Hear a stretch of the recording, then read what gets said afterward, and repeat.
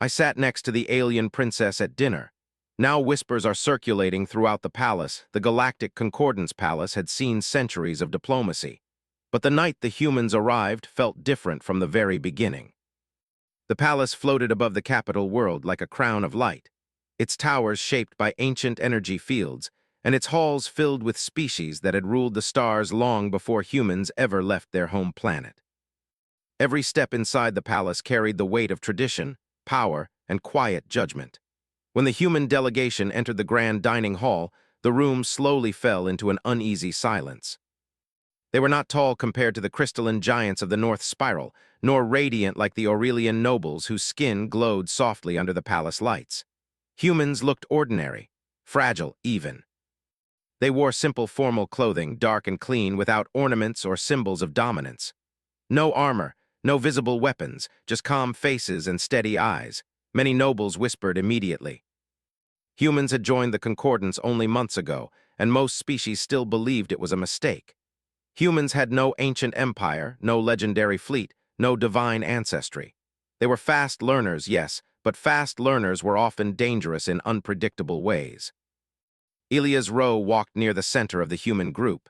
He was not important by concordance standards. He held no noble blood, no command authority. He was a cultural envoy, trained to observe and communicate. His job was to notice small things, understand emotions, and avoid causing offense. He had practiced the customs of a dozen species and memorized languages that humans had only recently discovered. Even so, Elias felt the weight of hundreds of eyes on him as he stepped into the hall. The dining hall itself was massive, with a ceiling that displayed a moving map of nearby stars.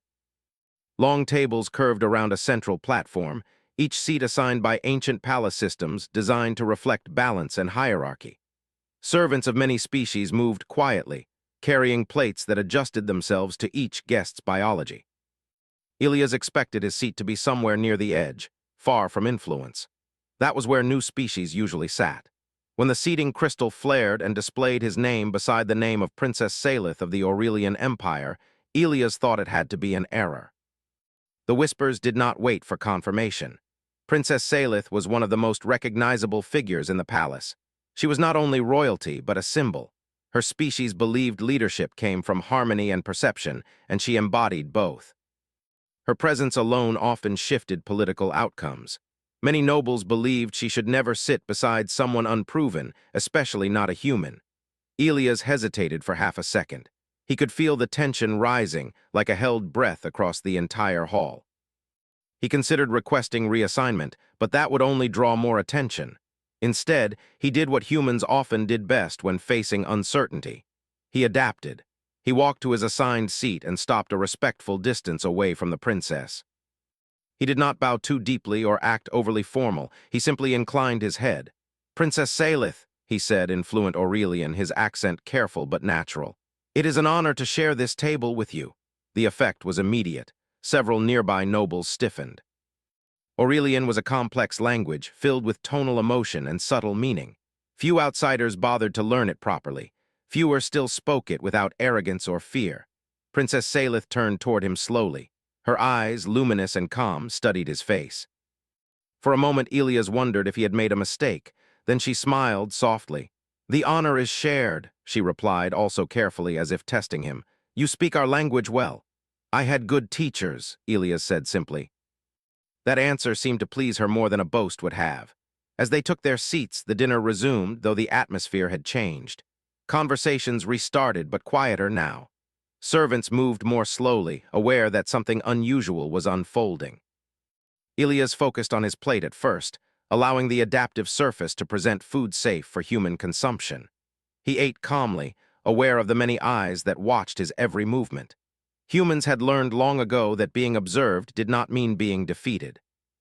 Princess Salith broke the silence between them. "Most humans appear uncomfortable here," she said gently. "You do not." Elias considered his response. "We are uncomfortable," he said honestly. "We just try not to let it control us." Her smile widened slightly. "An interesting approach." Their conversation unfolded slowly, carefully. They spoke about travel between stars, about how different species measured time, about music and memory. Elias listened more than he spoke. When he did speak, he avoided comparisons or judgments. He spoke of Earth not as a place of greatness, but as a place of struggle and growth. Princess Salith found this unsettling in a way she could not easily define. Most species exaggerated their achievements. Humans seemed to do the opposite. Around them, whispers grew stronger. Some nobles believed the human was attempting influence through humility. Others suspected manipulation. A few wondered if the palace itself had made a calculated choice by seating them together. None of them noticed the simplest truth forming between the two figures at the table. They were enjoying the conversation. Elias did not stare at the princess's glow or her royal markings. He did not treat her as a symbol. He treated her as a person. For someone raised in constant reverence, this felt strangely freeing. At one point, Salith asked, "Do humans believe in destiny?" Elias paused. "Some do, some don't. Most of us believe in choices more than destiny. And do you believe you were meant to sit here tonight?" He smiled faintly. "No, but I believe I can choose what I do with it." That answer stayed with her. As the dinner continued, the palace servants noticed something unusual. The adaptive lighting around the table softened, responding to emotional harmony. The palace itself recognized balance where few others did. Toward the end of the meal, a senior noble from a rival empire leaned toward another and whispered sharply. The sound did not reach Elias, but he could feel the shift in the room. The whispers had changed tone. They were no longer mocking or dismissive. They were cautious. When the final course was served and the central platform dimmed, signaling the end of the formal dinner, guests rose from their seats. Conversations burst into motion, faster and louder now. Elias stood and offered a respectful nod to Princess Salith. "Thank you for the conversation," he said. "It was grounding." She regarded him thoughtfully. "You are not what the whispers expected." "Neither are you," Elias replied, then realized he might have overstepped. But instead of offense, she laughed softly. "Perhaps the whispers are often wrong," she said. As Elias walked away to rejoin the human delegation, he felt the full weight of the palace's attention settle on his back. He did not know what consequences might follow. He only knew that something had shifted. Princess Salith remained standing for a moment longer, watching the human leave. Around her, advisors moved closer, ready to speak, to warn, to correct. She raised a hand, silencing them without a word. The whispers spread through the palace that night, weaving through corridors and chambers carried by servants and nobles alike. They asked questions no one was ready to answer. Why had the human been seated beside the princess? Why had she allowed it? And most importantly, what did it mean that she had not only allowed it, but enjoyed it?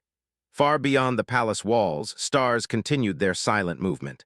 Humanity, unnoticed by most of the galaxy, had taken one small seat at one table. And the universe had paid attention.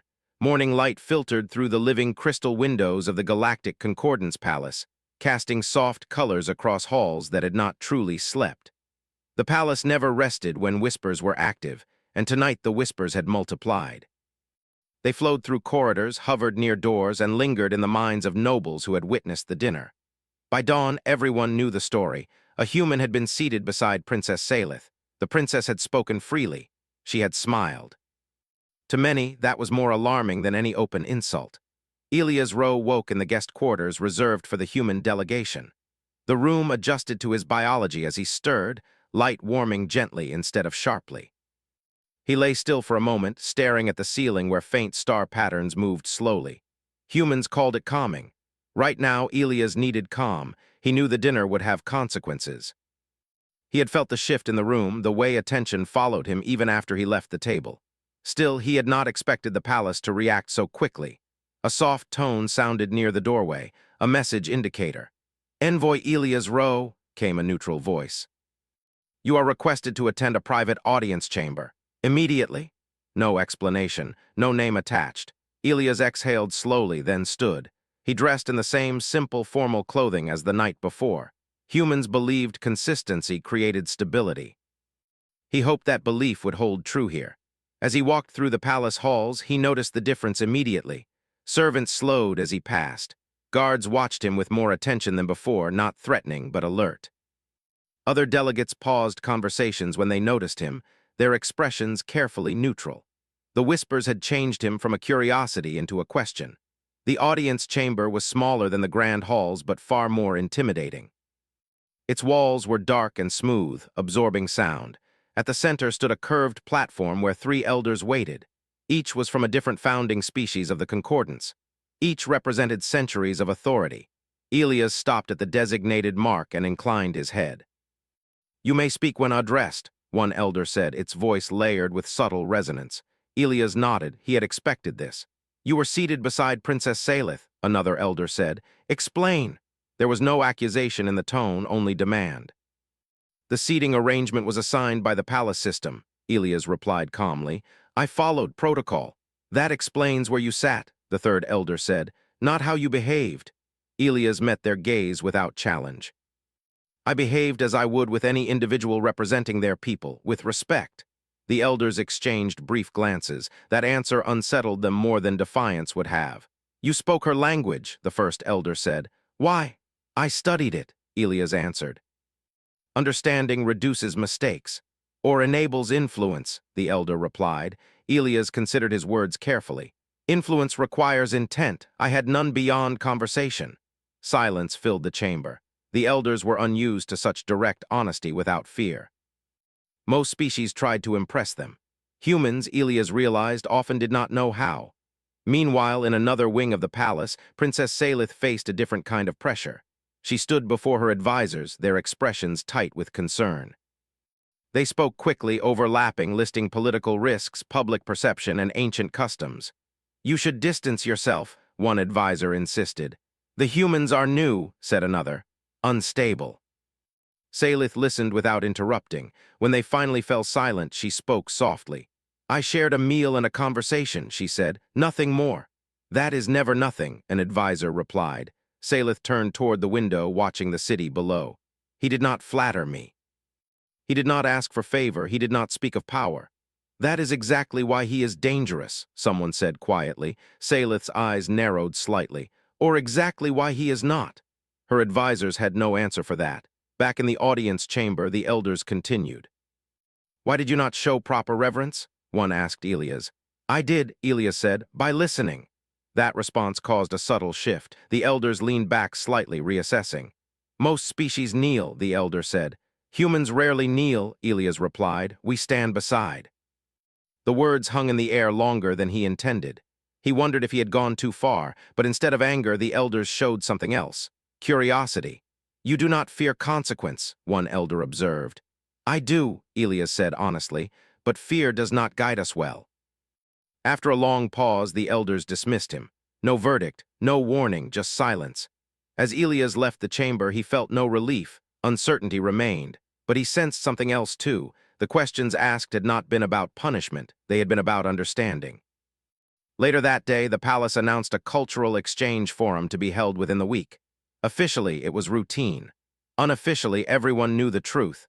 The concordance wanted to test the humans. News spread quickly. Some species welcomed the opportunity to expose human weakness. Others worried that giving humans a public voice might legitimize them further. The whispers grew louder. Princess Salith learned of the forum through palace channels. When she heard that Elias had been invited to represent humanity, she was not surprised. She felt a quiet satisfaction she did not fully understand. That evening, she requested a brief meeting with him. Elias arrived unsure of what to expect. The room was private but informal, designed for conversation rather than judgment. Salith stood near a low table, her glow softer than before. "You are becoming well known," she said as he entered. "That was not the plan," Elias replied. She smiled faintly. "Plans rarely survive reality." They spoke briefly, carefully. Salith did not apologize for the scrutiny he faced, nor did Elias blame her for it. Instead, they shared observations about the palace, about expectations. "They fear what they cannot classify," Salith said. "We do too," Elias admitted. "We just respond differently." She studied him for a moment. "You do not realize what you have done." "I sat and talked," he said. "You challenged hierarchy without attacking it," she replied. "That is rare." As Elias left the meeting, the palace lights shifted again, responding to unseen currents. Servants noticed. Elders noticed. The palace itself was reacting. Across the concordance, messages traveled between worlds. Reports were sent. Analysts debated. Humans were no longer a footnote. They were a variable. That night, Elias stood alone in his quarters, looking out at the stars. He thought of Earth, of crowded cities and quiet nights, of a species that had learned to survive by adjusting faster than disaster could follow. He did not feel pride. He felt responsibility. Far away, Princess Salith also watched the stars. She wondered how a species so new could carry itself with such quiet confidence. The whispers did not sleep. They waited.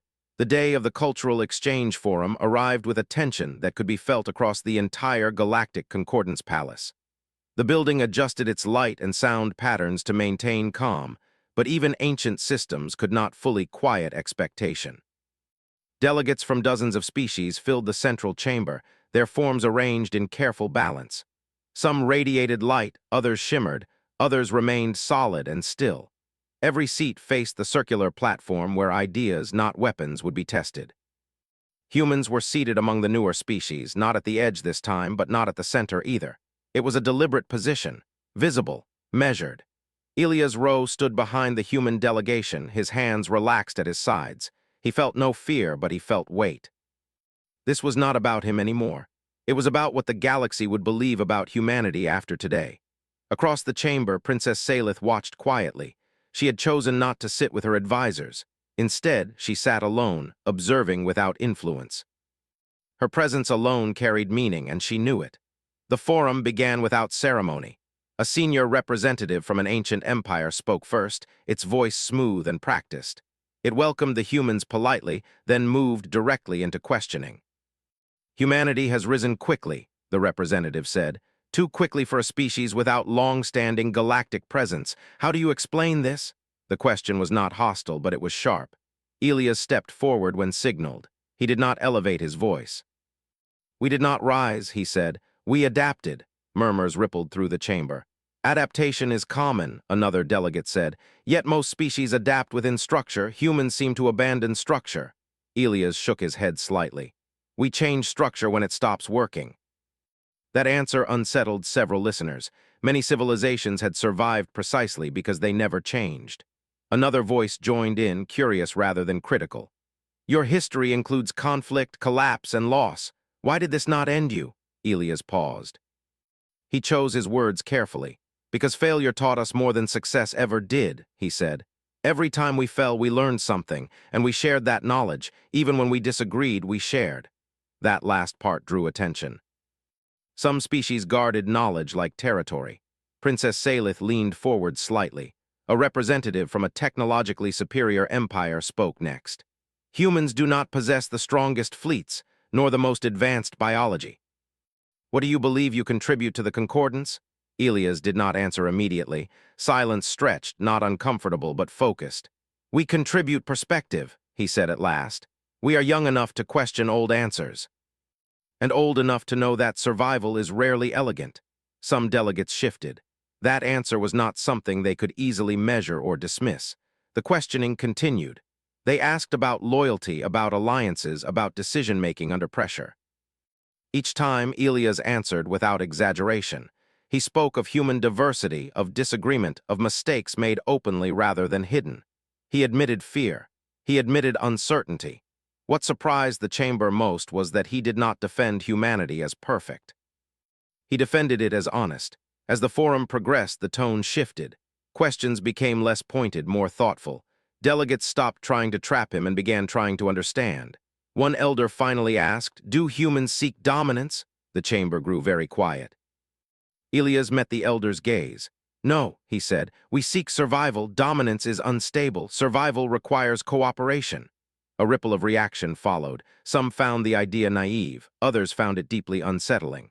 Princess Salith felt something change inside the chamber. The humans were not positioning themselves above others.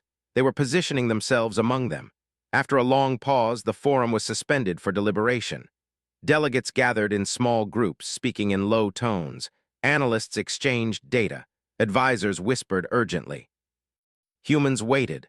Elias returned to his place, his expression calm but his mind active. He replayed his answers, wondering what consequences they would bring. He knew humanity had revealed something important today. They had revealed how they thought.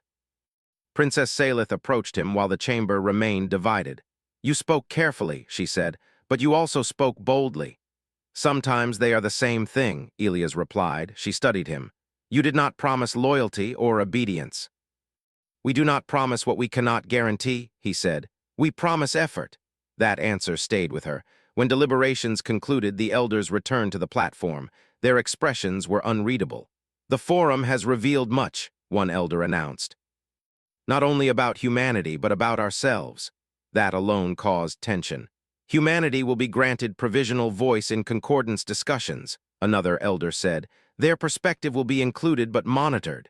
It was not full acceptance, but it was not rejection.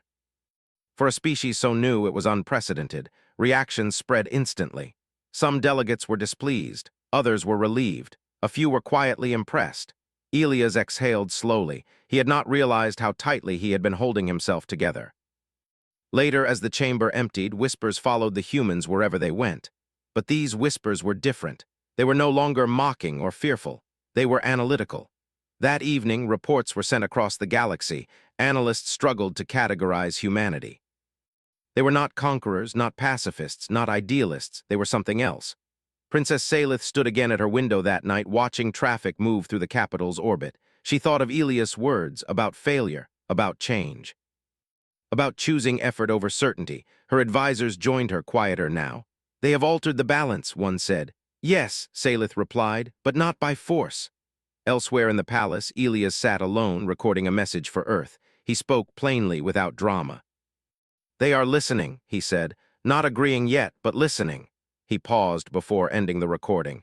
We should continue to be ourselves. It seems to confuse them less than pretending to be something else.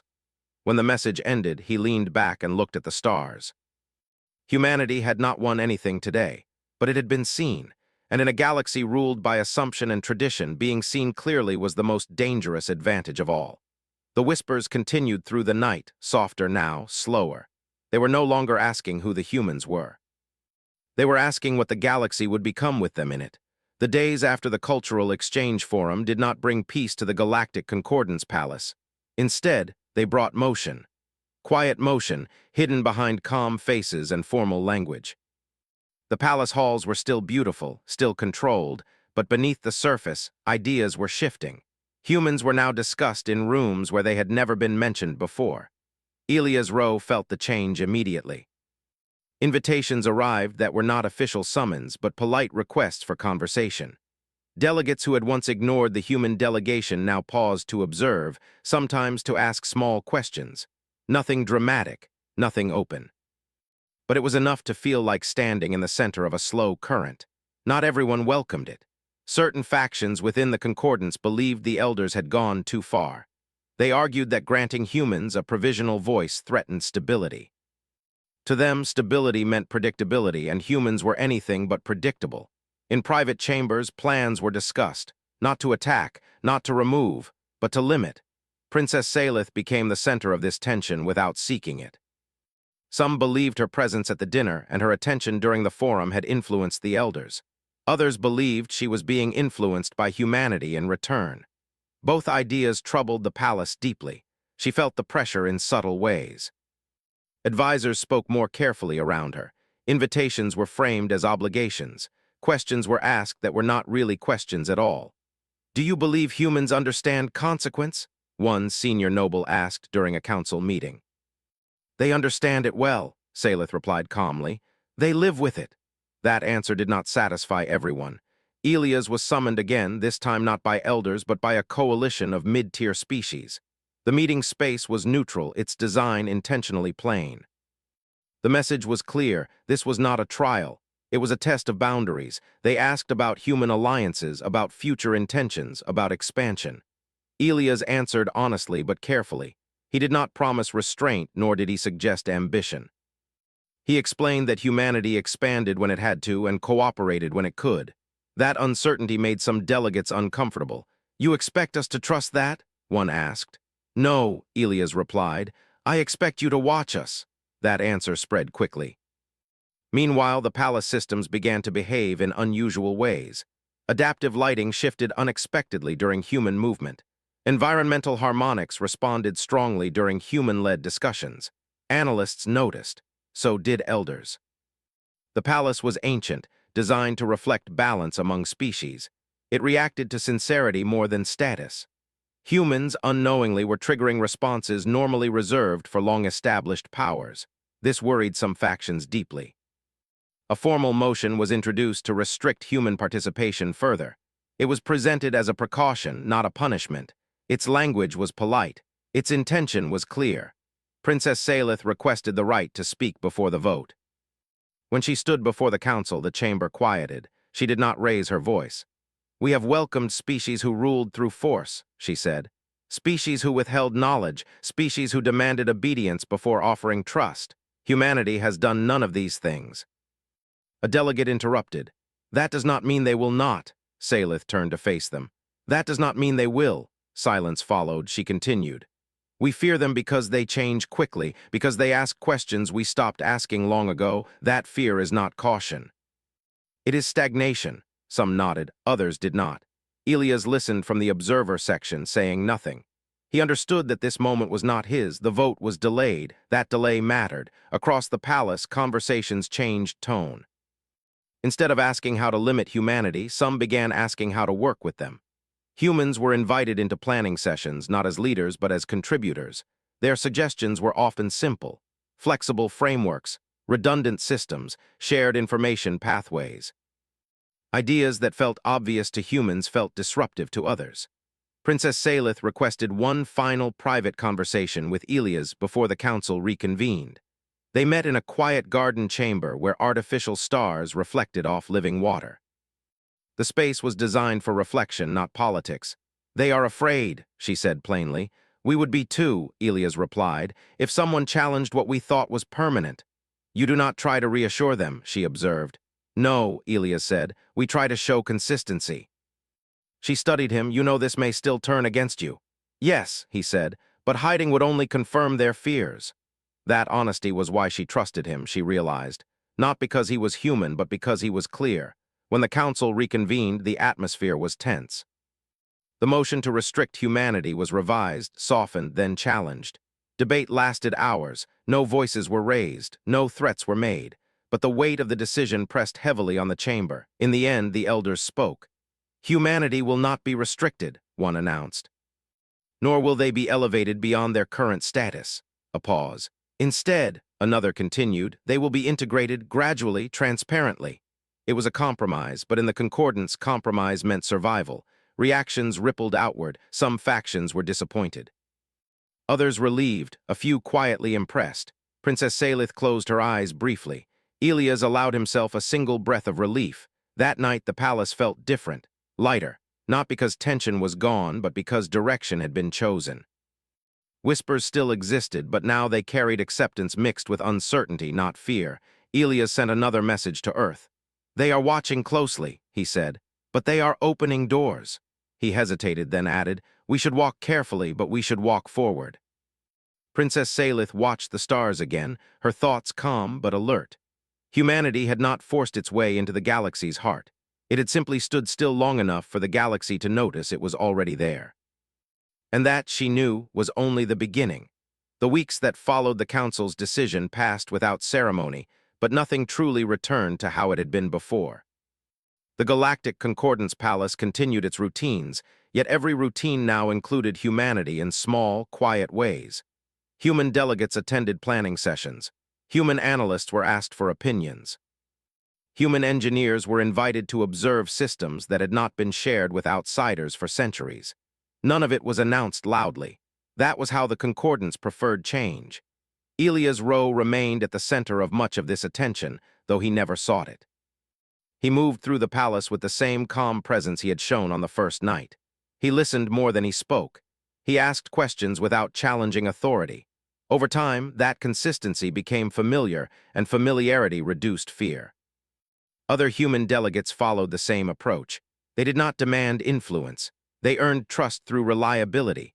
When problems arose, humans offered solutions that were flexible rather than final. They built backups instead of monuments. Slowly, other species began to copy that behavior. Princess Salith observed these changes closely. She noticed how discussions evolved when humans were present. Arguments softened. Assumptions were questioned. Old procedures were adjusted, not discarded, but improved. It was subtle but unmistakable. Humanity was not reshaping the concordance through force or dominance. It was reshaping it through participation. One evening, a minor system failure affected several palace functions.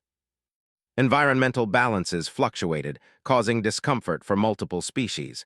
It was not dangerous, but it was disruptive.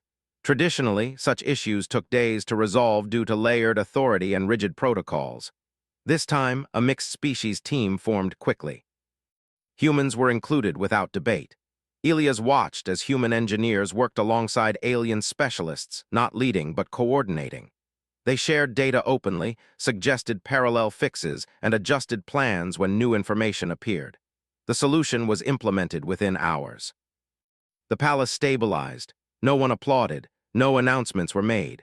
But afterwards, several senior officials quietly requested copies of human procedural models. Whispers spread again, but these were different. They carried curiosity instead of suspicion.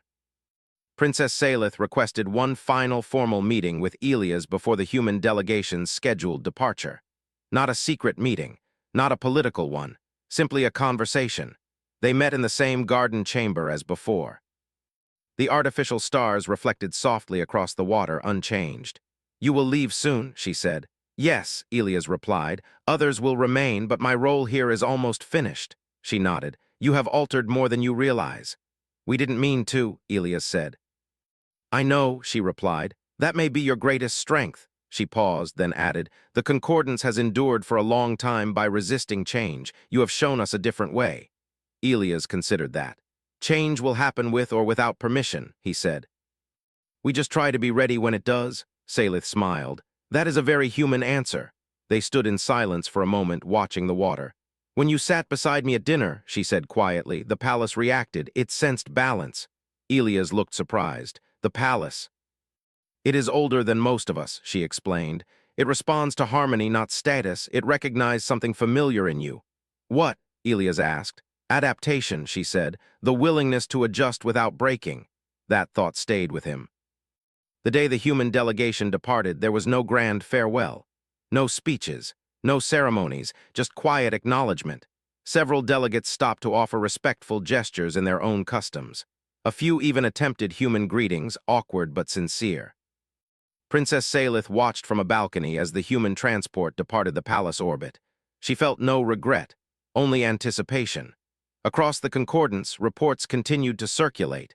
Analysts concluded that humanity was not an immediate threat, but not insignificant either. They labeled humans as highly adaptive cooperative variables. It was the most cautious compliment the concordance could offer. On Earth, Elias' messages were reviewed by leaders, scholars, and citizens alike. Humanity did not celebrate, they prepared. They understood that being noticed carried responsibility. Months passed. Human participation in the concordance grew slowly. No demands were made, no ultimatums issued.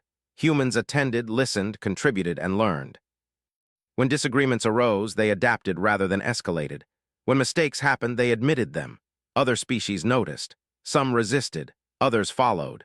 The concordance began to change in ways no single vote could have caused. Decision-making became more flexible. Information moved faster. Collaboration increased, not because humans insisted on it, but because it worked. Princess Salith took on a new role, unofficial but influential. She became a bridge between tradition and change, often referencing human perspectives without naming them. It allowed ideas to spread without triggering defensive reactions. She never forgot the first dinner. Years later, historians would debate when humanity truly joined the galaxy. Some would point to treaties, others to votes. A few would reference technological milestones, but those who understood the concordance best knew the truth. It began when a human sat beside an alien princess and spoke to her as an equal. Not to impress, not to conquer, simply to understand. Humanity did not rise above the galaxy, it stood within it. And the galaxy, slowly and carefully, adjusted itself around that quiet, resilient presence. The whispers never disappeared. They never do. But now, when they moved through the palace halls and across the stars, they carried a different question, not whether humanity belonged, but how far the galaxy could go with humanity walking beside it.